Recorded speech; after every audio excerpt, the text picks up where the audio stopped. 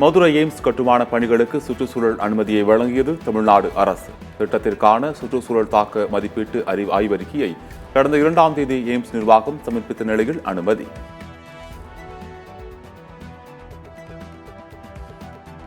மக்களவை 5ஆம் கட்ட தேர்தலில் 56.68% வாக்குகள் பதிவு.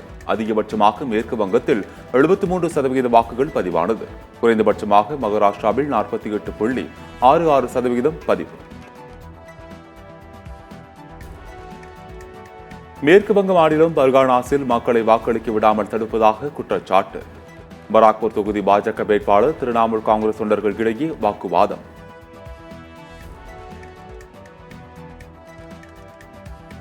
அவதூறான விளம்பரம் தொடர்பான பாஜக மீதான புகாரில் தேர்தல் ஆணையம் உரிய நடவடிக்கை எடுக்கவில்லை.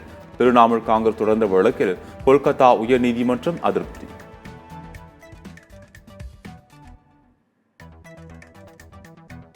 உதகை மலர் கண்காட்சி 6 நாட்களுக்கு நீட்டிப்பு. சுற்றுலா பயணிகள் வருகை அதிகரிப்பால் மே 26ஆம் தேதி வரை நீட்டிக்கப்படுவதாக மாவட்ட நிர்வாகம் அறிவிப்பு.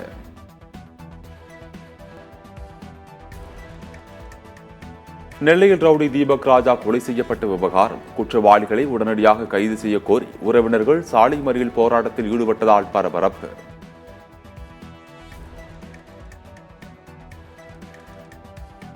திண்டுக்கல் மாவட்டம் கொடைக்கானல் அருகே உள்ள மூங்கில் பள்ளம் செல்லும் சாலையில் திடீர் காட்டாற்று வெள்ளம். தாய் குழந்தை 1 மணி நேரம் போராடி மீட்பு.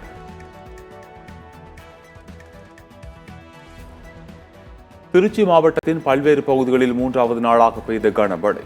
சாலைகளில் பெருக்கெடுத்து ஓடிய மழை நீரால் வாகன ஓட்டிகள் அவதி. கோவை அடுத்த கோவில்பாளையம் பகுதியில் தொடர் கனமழை. இடுப்பளவு சென்ற மழை நீரால் பரிதவித்த வாகன ஓட்டிகள்.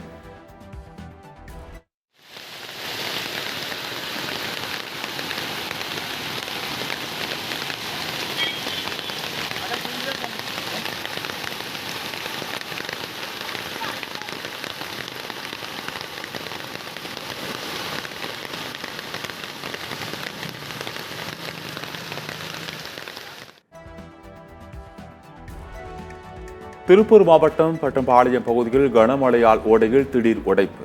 குடியிருப்பு பகுதியில் விவசாய நிலங்களை சூழ்ந்த வெள்ள நீர்.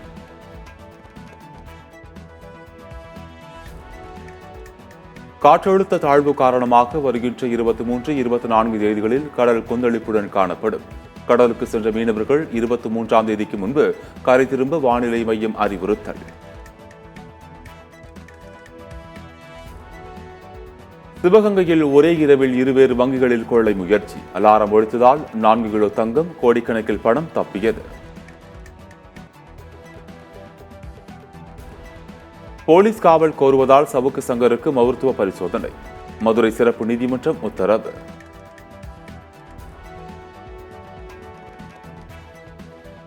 இலங்கையைச் சேர்ந்த ISIS தீவிரவாதிகள் 4 பேர் குஜராத்தில் கைது. அகமதாபாத் விமான நிலையத்தில் ISIS தீவிரவாதிகளை கைது செய்த போலீசார் விசாரணை.